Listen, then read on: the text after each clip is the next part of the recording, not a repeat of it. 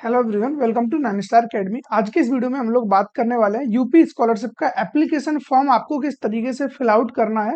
ठीक है, पूरा रजिस्ट्रेशन प्रोसेस में आपको बताने वाला हूँ स्टार्टिंग से लेकर के लास्ट तक। अगर आप लोगों को कोई भी प्रॉब्लम आ रही है रजिस्ट्रेशन करते समय तो ये वीडियो आप लोगों के लिए काफी ज्यादा हेल्पफुल होने वाली है। तो इस वीडियो को लास्ट तक देखना, सारी चीजें आपको स्मूथली यहाँ पर समझ में आने वाली है। ठीक है, और इसके अलावा हो सकता है कि आपके डिफरेंट डिफरेंट टाइप के डाउट्स हो सकते हैं।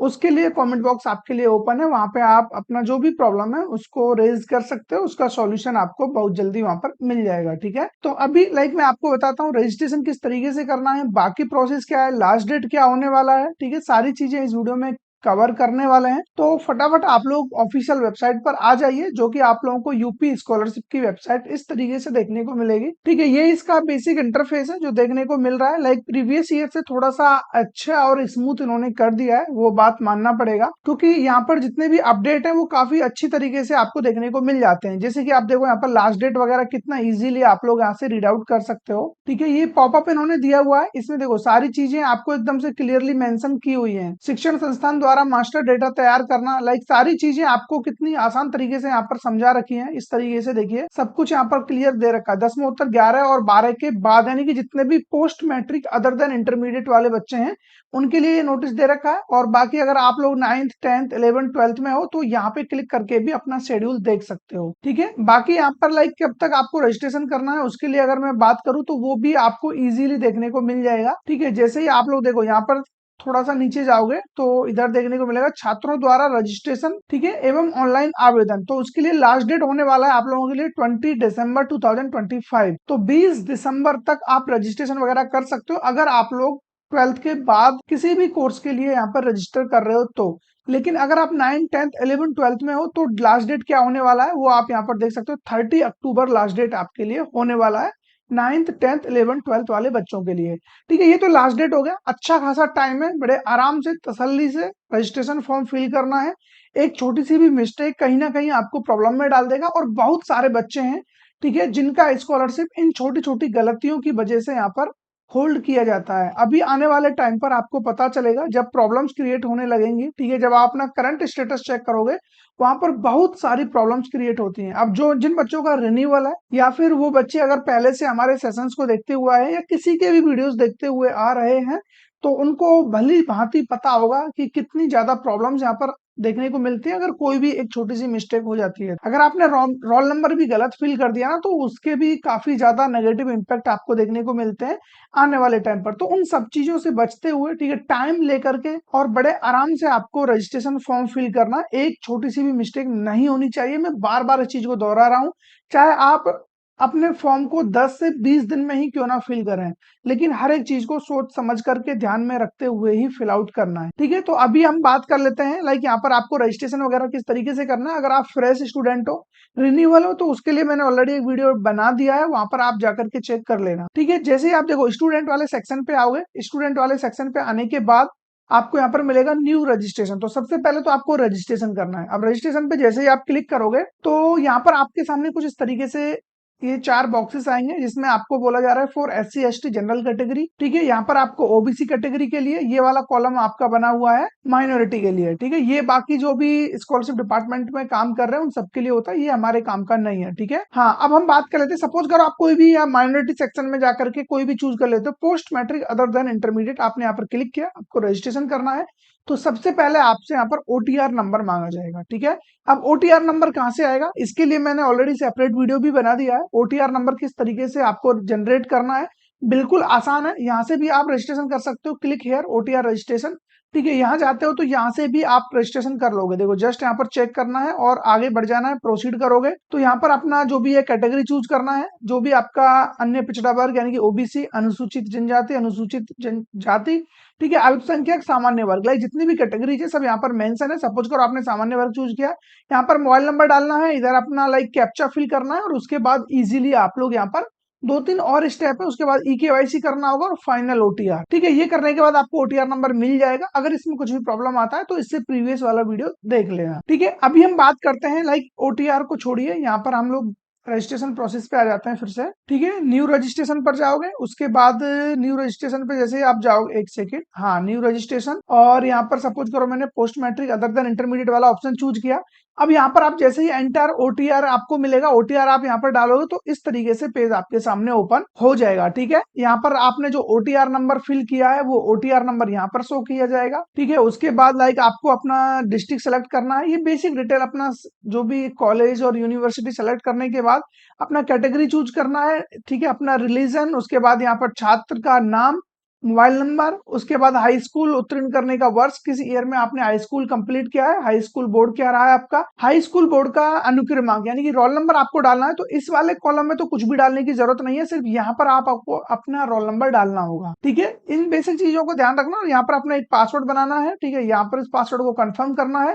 देन उसके बाद आपको एक कैप्चा फिल करना है और उसके बाद इजीली आप लोग प्रोसीड रजिस्ट्रेशन पर क्लिक करोगे, देन आपके सामने आपका रजिस्ट्रेशन फॉर्म इस तरीके से मिल जाएगा। ठीक है, ये एक स्लिप है जहां पर आपकी बेसिक डिटेल्स किस सत्र के लिए कर रहे हो, कि आपका डिस्ट्रिक्ट है, शिक्षा शिक्षण संस्थान, वर्ग, जाति, धर्म, ये सारी चीजें आपको यहाँ पर शो कर दी जाएंगी। ठीक है, देन उसके बाद इसका प्रिंट आउट लेना चाहो तो प्रिंट आउट ले सकते हो। देन उसके बाद क्या आपके सामने फिर इस तरीके से अब आपको क्या करना है, रजिस्ट्रेशन आपका कंप्लीट हो चुका है, रजिस्ट्रेशन नंबर आपको मिल गया है। यहाँ पर आप देख सकते हो ये आपका रजिस्ट्रेशन नंबर है, ये आपका ओटीआर नंबर है जो अभी हमारे लिए काम का नहीं है। ठीक है, लेकिन इसको कॉपी कर लेना, अभी जब आप लॉगिन करोगे तो आपको काम आने वाला है। तो ये रजिस्ट्रेशन संख्या, ओटीआर नंबर, अब दोनों आपके लिए काम आएंगे। ठीक है, ओटीआर नंबर आपके पास पहले ही जनरेट हो गया था, रजिस्ट्रेशन नंबर अभी हमें मिल चुका है, तो इसके हेल्प से आप लोगों को अब अपना जो भी है लॉगिन करना है। लॉगिन करने के लिए क्या करना होगा, आपको अगेन वेबसाइट पर आना है। ठीक है, और वेबसाइट पर आने के बाद एक मिनट, हाँ, होम पेज पर आ जाइए और यहाँ आने के बाद आपको दोबारा से अपना ये जो भी है लॉगिन करना, स्टूडेंट वाले सेक्शन पे जाओगे,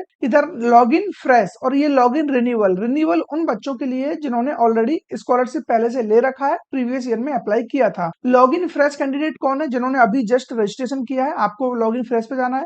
प्री मैट्रिक स्टूडेंट 9th और 10th वाले बच्चों के लिए। ठीक है, पोस्ट मैट्रिक स्टूडेंट जो भी 11th 12th वाले बच्चे हैं, post matric other than intermediate यानी कि आफ्टर 12th आप जिस भी कोर्स में हो उन बच्चों के लिए ये सेक्शन होने वाला है। Post matric other state student यानी कि जो बच्चे रहने वाले यूपी के हैं लेकिन अदर स्टेट में जाकर के स्टडी कर रहे हैं, उन बच्चों के लिए भी यहाँ पर ये फैसिलिटी है, वो स्कॉलरशिप ले सकते हैं। ठीक है, post matric other than intermediate पर जैसे ही आप क्लिक करते हो तो आपके सामने इस तरीके से पेज ओपन हो जाएगा। अब यहाँ पर अपनी बेसिक डिटेल्स आपको डालनी है, लाइक यहाँ पर अपना रजिस्ट्रेशन नंबर डालना है, यहाँ पर ओटीआर नंबर, यहाँ पर पासवर्ड जो बनाया था, यहाँ पर कैप्चा फिल करना है और सबमिट बटन पर क्लिक कर देना है। तो आपके सामने कुछ इस तरीके से पेज ओपन हो जाएगा। ठीक है, यहाँ पर आप देख सकते हो रजिस्ट्रेशन करें कंप्लीट हो चुका है, रजिस्ट्रेशन स्लिप प्रिंट करें कंप्लीट, डिजी लॉकर से सत्यापन करें। अब देखो डिजी लॉकर से सत्यापन आपको रजिस्ट्रेशन फॉर्म में नहीं करवाया जाएगा, ये बेसिकली जब आप ओटीआर जनरेट करोगे ओटीआर में ही आपसे डिजी लॉकर से सत्यापित करवा लिया जाएगा। ठीक है, ये प्रोसेस प्रीवियस ईयर में आपको रजिस्ट्रेशन करते समय करवाया जाता था, लेकिन अभी ओटीआर टाइम पर ही आपका डिजी लॉकर से वेरीफाई हो जाएगा। देन उसके बाद छात्रवृत्ति हेतु आवेदन पत्र भरें, यहाँ पर आपको क्लिक करना है। सबसे पहला स्टेप है registration, second step application form, upload documents, income and caste certificate, Aadhaar authentication, application lock और रिव्यू करने के बाद हार्ड कॉपी आपको डाउनलोड कर लेना। ये कुछ सिंपल 7 स्टेप्स होने वाले हैं इस पूरे प्रोसेस के अंदर। ठीक है, तो अभी तक तो लाइक कोई भी गलती आपसे नहीं होगी, सारी डिटेल्स केयरफुली फिल करना, फादर नेम हो, स्टूडेंट नेम हो, कॉलेज नेम हो, सब कुछ प्रॉपर वे में फिल करना, अदरवाइज फिर यहाँ पर प्रॉब्लम क्रिएट होगा। तो आपकी डिटेल्स यहाँ पर इस तरीके से शो हो जाएंगे, रजिस्ट्रेशन संख्या वगैरह जो भी है। उसके बाद क्या करना है, अब आपको यहाँ पर क्लिक करना होगा, जैसा कि मैंने आपको बताया था रजिस्ट्रेशन। ठीक है, छात्रवृत्ति हेतु आवेदन पत्र भरें, जैसे इस पे क्लिक करोगे तो ये पेज आपके सामने ओपन हो जाएगा। अब यहाँ पर आपके सामने देखो रजिस्ट्रेशन कंप्लीट हो चुका है, अब शैक्षणिक पर आप आ चुके हो। शैक्षणिक में लाइक आपका पाठ्यक्रम क्या है, पाठ्यक्रम का प्रकार क्या है, ठीक है, पाठ्यक्रम का नाम क्या है। ठीक है, वर्तमान में आप लोग जिस भी ब्रांच में हो ब्रांच सेलेक्ट करना है, किस अवधि में यानी कि किस टाइम पर आपने एडमिशन लिया है वो टाइम भी प्रॉपर वे में ही डालना। जो भी आपका रजिस्ट्रेशन स्लिप आपको मिला होगा जब आपने एडमिशन लिया था कॉलेज में तो वो फिल करना, या फिर कॉलेज वालों से पूछ लेना कि यहाँ पर हम पाठ्यक्रम का वर्ष और अवधि में क्या डेट मेंशन करें, क्योंकि यहाँ पर प्रॉपर डेट आपसे मांगा जाएगा और बाद में डेट अगर आपका मिसमैच हुआ तो इसकी वजह से भी करेक्शन आ जाता है, और ये करेक्शन ऐसे ही फिर इनमें कुछ भी नहीं होता, फिर बहुत प्रॉब्लम क्रिएट होती है। ठीक है, उसमें बाकी देखो बेसिक डिटेल्स आपको इस तरीके से फिल आउट कर लेना है। लेकिन अभी आप लोगों के सामने एक प्रॉब्लम क्रिएट हो रहा होगा, और वो प्रॉब्लम ये है, जैसे ही आप लोग यहाँ पर अपना ऑप्शन चूज कर रहे होंगे नियमित या फिर जो भी है, ठीक है, उसके बाद यहाँ पर पाठ्यक्रम का नाम ये आप सेलेक्ट नहीं कर पा रहे होंगे, यानी कि कोर्स नेम आप सेलेक्ट नहीं कर पा रहे होंगे। ठीक है, जैसे ही आप कोर्स नेम सेलेक्ट करने जाते होंगे तो कुछ इस तरीके से आपके सामने पेज ओपन होता होगा। ठीक है, यहाँ पर बोलेगा दिस फील्ड इज रिक्वायर्ड, यहाँ पर आप जैसे ये तो फिल कर लिया, उसके बाद यहाँ पर सेलेक्ट कोर्स लिखा हुआ आएगा, जबकि यहाँ पर कोर्स के नेम आने चाहिए थे। ठीक है, तो इसको लेकर के आपको बिल्कुल भी परेशान नहीं होना है। अभी भी जितने भी बच्चों के साथ इस तरीके की प्रॉब्लम आ रही है, देखो ये सभी बच्चों के साथ ये प्रॉब्लम नहीं आएगी, ये मैं पहले ही आपको क्लियर कर देता हूँ। ये प्रॉब्लम सिर्फ उन बच्चों के साथ आ रही है जिन जिन बच्चों का अभी तक डेटा स्कॉलरशिप की वेबसाइट पर नहीं आया है, या फिर बोले तो कॉलेज वालों ने या यूनिवर्सिटी वालों ने आप लोगों का डेटा अभी ऑफिशियल वेबसाइट के लिए डेटा नहीं दिया है, उन बच्चों के में ये कोर्स सिलेक्शन का प्रॉब्लम आ रहा है। ठीक है, तो इसके लिए कुछ भी आपको करने की जरूरत नहीं है, ना ही आपको इसके लिए टेंशन लेना है। अभी बहुत सारा टाइम है, तो कॉलेज वाले अपना काम कर रहे होंगे, तो वो विद इन टाइम इस प्रोसेस को कंप्लीट कर देंगे और आप लोगों को कोर्स के नेम वगैरह यहाँ पर देखने को मिल जाएंगे, और उसके बाद इजीली आप लोग यहाँ पर कोर्स सेलेक्ट कर पाओगे। तो आई होप आप लोगों के मन में जो भी डाउट्स थे वो क्लियर हो गए होंगे, और जिनका अभी कोर्स सेलेक्ट हो पा रहा है वो इजीली यहाँ पर रजिस्ट्रेशन वगैरह कर पा रहे होंगे, उनको किसी भी तरीके का कोई प्रॉब्लम नहीं आएगा। ठीक है, अब अगर आप लोगों का कोर्स सिलेक्शन नहीं हो रहा है तो थोड़ा वेट करिए, उसके बाद आप इजीली कर लोगे। देन उसके बाद अपना निजी जो भी लाइक अपना इन्फॉर्मेशन डालना है, शुल्क संबंधी कितना फीस वगैरह लगता है, और अल्पसंख्यक के लिए बेसिकली यहाँ पर कुछ आपसे बोला जाएगा, तो वो यस और नो में बेसिकली वो आपको डालना है। ठीक है, उसके बाद आपको कुछ करने की जरूरत नहीं है। देन उसके बाद जो भी बेसिक चीजें हैं वो आपको करनी रहेंगी, और उसके बाद इजीली आपका रजिस्ट्रेशन हो जाएगा। ठीक है, इसके अलावा अभी आने वाले टाइम पर बहुत सारे वीडियोस और हर एक अपडेट से रिलेटेड आपको सब कुछ यहाँ पर मिलने वाला है, तो आप लोग उसके लिए जरूरी है कि चैनल को सब्सक्राइब करके रखिए। ठीक है, क्योंकि आने वाले टाइम पर बहुत कुछ हम यहाँ पर आप लोगों के साथ शेयर करने वाले हैं।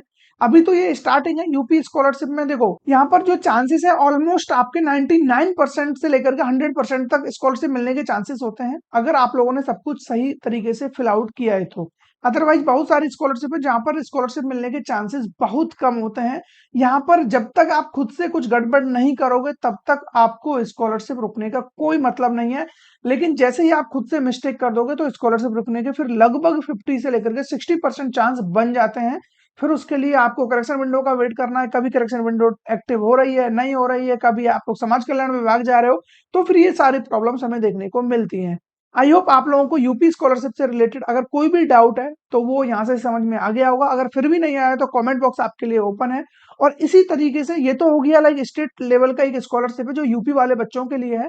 अभी डिफरेंट डिफरेंट स्टेट के लिए बहुत सारे स्कॉलरशिप्स मैं आपके सामने लेकर के आ रहा हूँ रेगुलरली, और बहुत सारे स्कॉलरशिप ऐसे हैं जो ऑल इंडिया में सभी बच्चे फिल आउट कर सकते हैं।